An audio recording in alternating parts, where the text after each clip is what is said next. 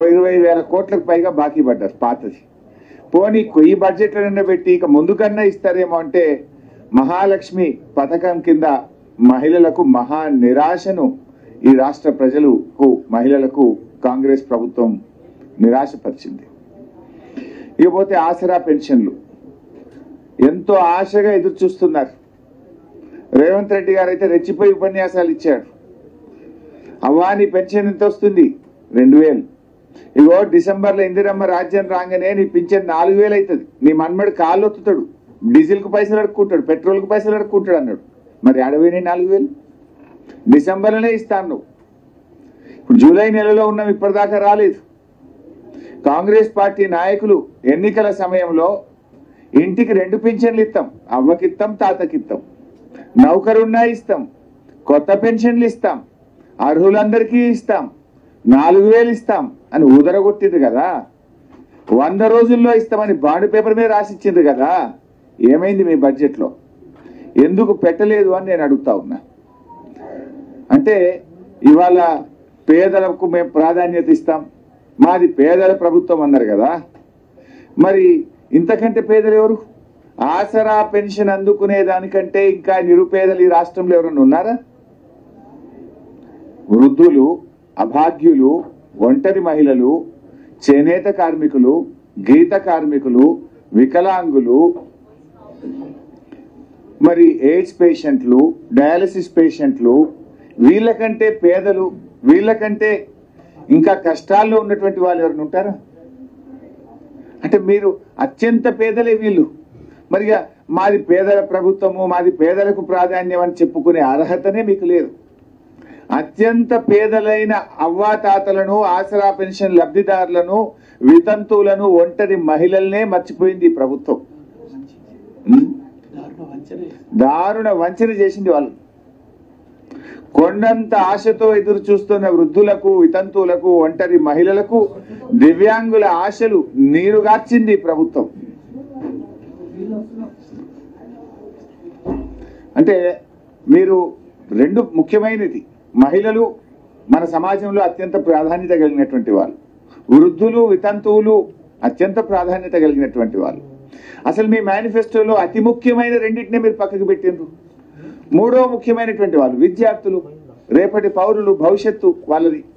ఆ విద్యార్థులకు 5 లక్షల విద్యా భరోసా కార్డు అని మీ మేనిఫెస్టోలో చెప్పారు, స్కూటీలు చెప్పారు. ఎస్సీ ఎస్టీలు 10వ తరగతిలో పాస్ అయితే ప్రతి విద్యార్థికి 10,000 రూపాయలు ఇస్తామన్నారు. ఏది దాని ప్రస్తావన? దళిత గిరిజన విద్యార్థులకు మోసం, మొత్తం విద్యార్థి లోకానికి మోసం. విద్యా భరోసా కార్డు ప్రస్తావనే లేదు. 100 రోజుల్లో 6 గ్యారెంటీల్లో చెప్పి ఇవాళ విద్యార్థులకు కూడా మీరు తీవ్రమైనటువంటి మోసం చేశారు. ప్రజాపాలన కింద 1,90,00,000 దరఖాస్తులు వచ్చినాయి. వెంటనే రేషన్ కార్డులు ఇస్తామని చెప్పిండ్రు. ఏది రేషన్ కార్డుల ప్రస్తావన ఏది? ఎప్పటి నుంచి ఇస్తారో చెప్పలేదు. మరో ముఖ్యమైనటువంటి వాళ్ళు నిరుద్యోగులు. 4,000 భృతి ఇస్తామన్నారు, 2 లక్షల ఉద్యోగాలు అన్నారు, జాబ్ క్యాలెండర్ అన్నారు. ఇవాళ బడ్జెట్లో చూస్తే జాబ్ క్యాలెండర్ ప్రస్తావన లేదు. నిరుద్యోగ భృతి 4,000 గురించి అసలే చెప్పలేదు. ఉద్యోగాల నియామకాలు ఎప్పట్లోగా చేస్తారో కూడా చెప్పిన పరిస్థితి లేదు.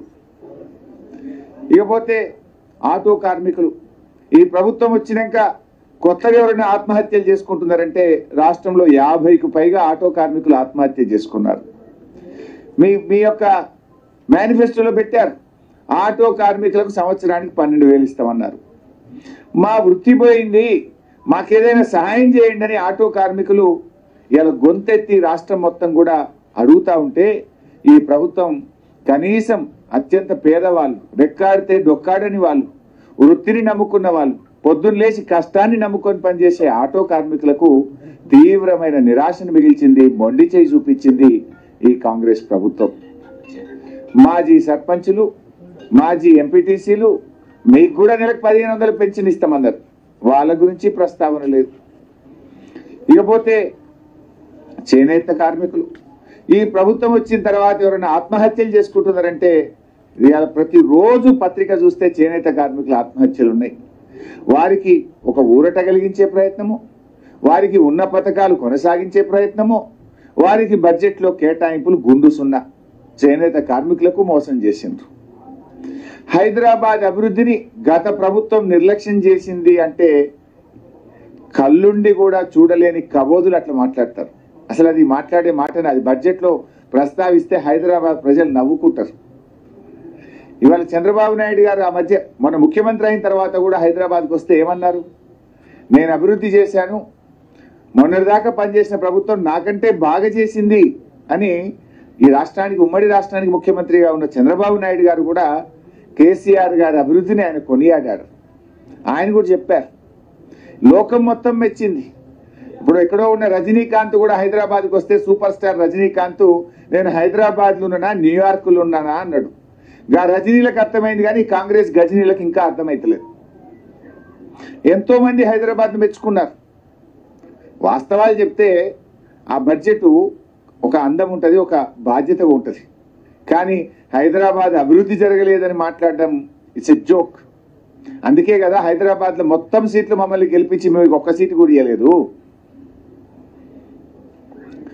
కాంగ్రెస్ ప్రభుత్వం ఏ రంగంలో కూడా విజన్ లేదని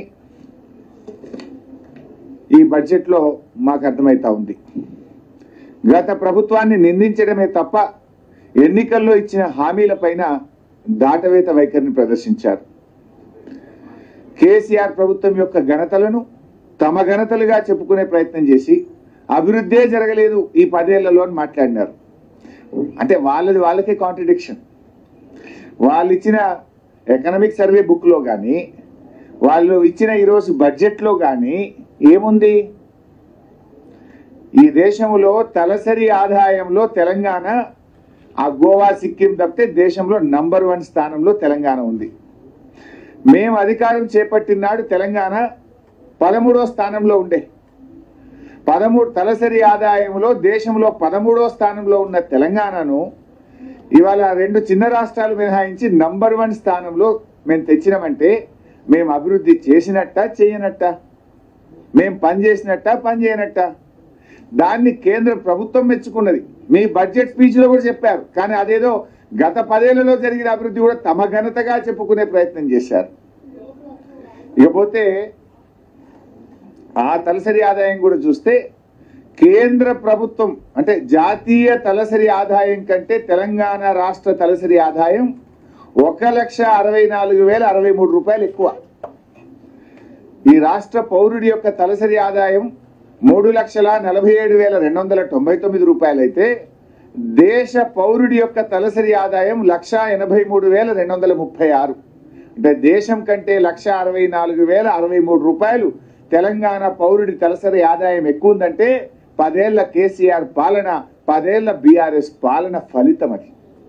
ఎందుకంటే మేము అధికారంలోకి వచ్చినాడు తెలంగాణ 13వ స్థానం బాస్. 13 నుంచి ప్రథమ స్థానానికి వచ్చిందంటే అది మా పరిపాలనకు గీటురాయి. ఇకపోతే స్థూల ఉత్పత్తి, ఒక రాష్ట్ర స్థూల ఉత్పత్తి ఆ రాష్ట్ర ప్రభుత్వ పనితీరును కూడా సూచిస్తుంది.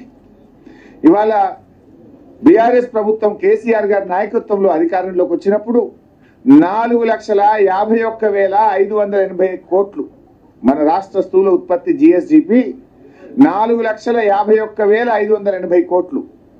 ఈసారి ఎంత మనది? 2023-24 వచ్చేసరికి 14,63,963 కోట్లు. మీ బడ్జెట్ బుక్లోనే చెప్పారు. ఇప్పుడు మీరు 14,63,963 కోట్లకు జిఎస్డిపి పెరిగిందంటే 3 రెట్లు పెరిగిందంటే అది మా పనితీరుకు నిదర్శనం కాదా? గ్రోత్ రేట్ ఎంత? లాస్ట్ ఇయర్తో చూస్తే 11.9% గ్రోత్ రేట్. అదే జాతీయ వృద్ధి రేట్ ఎంత? దేశం యొక్క జీడిపి గ్రోత్ రేట్ ఎంత? It is 9.1. దేశం కంటే దాదాపు 2% తెలంగాణ వృద్ధి రేటు ఎక్కువగా ఉందంటే అది మా పనితీరుకు నిదర్శనం. ఇవాళ ఇదొక్కటే కాదు, నీతి ఆయోగ్ ఒక రిపోర్ట్ ఇస్తుంది. ఇది ప్రతి 3 నెలలకు ఇచ్చే రిపోర్ట్ నీతి ఆయోగ్ పబ్లిష్ చేసే బుక్. ఇందులో కూడా ఎంత స్పష్టంగా చెప్పిందంటే Telangana is the 7th largest state in terms of GSDP and has clocked a CAGR of more than 11%. Since 2015-16, it is one of the fastest growing states in the country. The state's economy has grown at an average annual rate of more than 9% since its formation, which is significantly higher than the growth rate it had attained before its formation as a separate state. ఇంత స్పష్టంగా నీతి ఆయోగ్ కూడా మా ప్రభుత్వ పనితీరును చెప్పింది. అంతేందుకు వ్యవసాయంలో రాష్ట్రం ఏర్పడిన నాడు 1,27,00,000 మెట్రిక్ టన్నుల ధాన్యం అన్ని కలిపి పండేది. ఇవాళ 4 కోట్ల మెట్రిక్ టన్నులు అయింది. ఏమైనా మ్యాజిక్ చేస్తే మంత్రమేస్తాయి కదా. నీళ్ళు ఇస్తే, నాణ్యమైన కరెంట్ ఇస్తే, పెట్టుబడి సాయం చేస్తే, వ్యవసాయాన్ని ప్రోత్సహిస్తే, వ్యవసాయ పనిముట్లు ఇస్తే, డ్రిప్ ఇరిగేషన్ పరికరాలు ఇస్తే, మా పనితీరు వల్ల 1,27,00,000 మెట్రిక్ టన్నులు 4 కోట్ల మెట్రిక్ టన్నులు అయిందంటే మా ప్రభుత్వం పనిచేస్తే జరిగింది కదా. చివరికి ఆడికి పోయింది. వడ్లు కొనం మాకు గోడౌన్లలో జాగలేదని కేంద్ర ప్రభుత్వం చేతులు ఎత్తితే ఢిల్లీకి పోయి ధర్నా చేసేదాకా ఈ రాష్ట్ర వృద్ధి రేటు పెరిగింది కదా, వ్యవసాయ వృద్ధి రేటు పెరిగింది కదా. మేము దేశంలో ఒకప్పుడు Punjab use to be the number 1. పంజాబ్ను తలదన్ని అతి ఎక్కువ వరి ధాన్యం పండించే రాష్ట్రంగా తెలంగాణ ఎదిగిందంటే అది కేసీఆర్ పాలన కాదా? పక్క రాష్ట్రాలు తమిళనాడు, కర్ణాటక మాకు తిండి గింజలు లేవు జర ఇస్తారా అని తెలంగాణను అడిగే స్థితికి కేసీఆర్ తెలంగాణను చేర్చిండు. కరువు కాటకాలకు నిలయంగా ఉన్న తెలంగాణ దక్షిణ భారతదేశానికి ధాన్యాగారంగా మార్చినమంటే అది మా ప్రభుత్వ పనితీరు కాదా? మీరు 10 ఏళ్ల పనే జరగలేదని చెప్తే అంటే ప్రజలు నవ్వుకోరా? పండిన పంట నిజం కాదా? ధాన్యం రాష్ట్ర ప్రభుత్వం కొన్నది నిజం కాదా? ఇది దాచేస్తే దాగే సత్యమా? మీరు బడ్జెట్లో స్పీచ్లు చెప్పినంత మాత్రాన నిజాలు నిజాలు కాకుండా పోతాయా? నిజాలు అబద్ధాలుగా మారతాయా? రైతు రుణమాఫీ మీరు బడ్జెట్లో చూడండి దయచేసి. రైతు రుణమాఫీ ఏమన్నారు? ఏకకాలంలో చేస్తామని దేవుడి మీద ఒట్లు పెట్టారు. 15th ఆగస్టు కల్లా చేస్తామన్నారు. నేను కూడా నిజంగానే చేస్తారు కదా, దేవుడి మీద ఒట్టు పెట్టింది కదా, మాట తప్పరని నమ్మాను. అంటే మనకు దేవుడి కంటే మన తెలుగు సమాజం ముఖ్యంగా మన భారతదేశంలో దేవుడిని బాగా నమ్ముతాం. మనం మా అన్న అన్నట్టు ఒక దేవుడు కాదు, ఊరూరా దేవుళ్ళ మీద ఒట్టు పెట్టిండు. నేను అనుకున్న బడ్జెట్లో తప్పకుండా 31,000 కోట్లు పెడతారేమో అని ఆశించాను. చాలా క్లీన్గా అబ్జర్వ్ చేశాను. చూస్తే బడ్జెట్ ప్రసంగంలో చెప్పారు మంత్రి గారు 31,000 కోట్ల రూపాయలు మేము ఏకకాలంలో చేస్తున్నామని చెప్పారు. నిజ కేటాయింపులు చూశాను నేను వెళ్ళి. కేటాయింపులు చూస్తే మాత్రం 15,470 కోట్ల రూపాయలు మాత్రమే కేటాయించారు. రుణమాఫీకి కేటాయింపుల్లో బడ్జెట్లో చూస్తే 15,470 కోట్లే కేటాయించారు. మరి 15,470 కోట్లు బడ్జెట్లో కేటాయించి ఏకకాలంలో రుణమాఫీ ఎట్లా చేస్తారు? అంటే వాయిదా వేస్తారా, లేదు ఇంకెక్కడి నుంచి అన్న తెస్తారా? బడ్జెట్లో చూపకుండా ఆడికెళ్ళి తెస్తారు. బడ్జెట్లో మీ రాష్ట్రం ఇలా మీరు బడ్జెట్ పెట్టిందే 2,91,000 కోట్లతో బడ్జెట్ పెట్టారు. సరే అసలు అంత ఆదాయం వస్తుందా రాదా అవి కూడా చెప్తాను. అందులో ఏం తప్పులు పెట్టిండ్రు అది కూడా చెప్తా. పెట్టింది 2,91,000 కోట్లలో రుణమాఫీ 31,000 కోట్లు చూపించాలన్నా వద్దా? చూపింది మాత్రం 15,470 కోట్లు. మరి ఇక్కడ కూడా అనుమానాలు వస్తున్నాయి. మరి రేపు అసెంబ్లీలో అడుగుతాం, దాన్ని ఎట్లా సాటిస్ఫై చేస్తారో చూద్దాం. రైతు బంధు స్థానంలో రైతు భరోసా అన్నారు. సరే దానికి ఇంకేదో విధి విధానాలు అంటున్నారు. మరి అది ఎప్పుడు చేస్తారు, ఎంత కోతలు పెడతారు? వీళ్ళు చూస్తుంటే కోతలు పెట్టడానికి ఇదంతా ఒక నాటకాలు ఆడుతున్నారు. సరే దాని మీద కూడా రేపు తప్పకుండా అసెంబ్లీలో గట్టిగా అడిగి అర్హులైన రైతులకు అందరికీ వచ్చేటట్టుగా బీఆర్ఎస్ పార్టీ ప్రయత్నం చేస్తారు. మైనార్టీలకు 4,000 కోట్లు బడ్జెట్లో పెడతామన్నారు. వాళ్ళ మేనిఫెస్టోలో చెప్పారు. కానీ ఈరోజు బడ్జెట్లో చూస్తే 3,000 కోట్లే పెట్టినారు. ముస్లిం మైనార్టీలకు ఓ మంత్రి లేడు, ఓ ఎమ్మెల్యే లేడు, ఓ ఎమ్మెల్సీ లేడు. కనీసం బడ్జెట్ కూడా చెప్పిన కాడికి 4,000 ఇవ్వకుండా 1,000 కోత పెట్టిండ్రు. మైనార్టీలకు కూడా అన్యాయం చేసిండ్రు. గ్యారంటీలు గాడి తప్పినాయి, డిక్లరేషన్లన్నీ డీలబడ్డాయి. రాహుల్ గాంధీ, ప్రియాంక గాంధీ గారు ఇచ్చిన హామీలన్నీ కూడా ఇవాళ నీటి మూటలైపోయినాయి. బీసీలకు ఏం చెప్పిండ్రు? 5 ఏళ్లలో 1,00,000 కోట్లు ఖర్చు పెట్టమని బీసీ డిక్లరేషన్లో చెప్పిండ్రు, మేనిఫెస్టోలో చెప్పిండ్రు. కానీ బీసీలకు బడ్జెట్లో పెట్టింది 9,000 కోట్లే, అంటే 11,000 తక్కువ పెట్టినట్టే కదా. 5 ఏళ్లలో 1,00,000 అంటే సంవత్సరానికి 20,000 రావాలి, కానీ పెట్టింది 9,000, అంటే బీసీల బడ్జెట్లో 11,000 కోత పడ్డది. ఇక బడ్జెట్ స్పీచ్లో చెప్తున్నారు ఆయన, విద్యుత్ కోతలు లేకుండా వేసవి కాలంలో కరెంట్ ఇచ్చారట. ఇచ్చిందా లేదా జర్నలిస్ట్గా మీకే తెలుసు, మీ ఆఫీసులలో ఎంత ఇబ్బంది పడ్డారో మీకే తెలుసు. నా ప్రెస్ మీట్ చూస్తున్న ప్రజలందరూ కూడా అనుకుంటారు కదా, బట్టి గారి మాటలు విన్నారు, నా మీటర్లు వింటున్నారు. 24 గంటలు వచ్చిందా లేదా, ఇన్వర్టర్లు, కన్వర్టర్లు, జనరేటర్లు మళ్ళీ ఇండ్ల పొన్న వచ్చినాయా లేవా, మంత్రుల సమావేశాల్లో ఎన్నిసార్లు కరెంట్ పోతే మీరే ఫోటోలు వేసిండ్రు, మీరే టీవీలలో చూపించిండ్రు, చీకట్ల క్యాండిల్ పెట్టుకొని మంత్రులు రివ్యూలు చేస్తున్నారు. మేము ప్రాజెక్టులను, పెండింగ్ ప్రాజెక్టులను రన్నింగ్ ప్రాజెక్టులు చేసి ఇవాళ రాష్ట్రంలో లక్షల ఎకరాలు కొత్త ఆయకట్టు తెచ్చాం.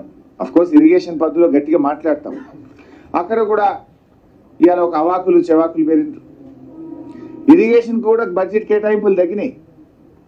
పోయినసారి మేము 26,885 కోట్లు పెడితే ఈ ప్రభుత్వం మంత్రి గారు తన ప్రసంగంలో చెప్పారు 22,301 కోటి పెట్టినట్టుగా చెప్పారు.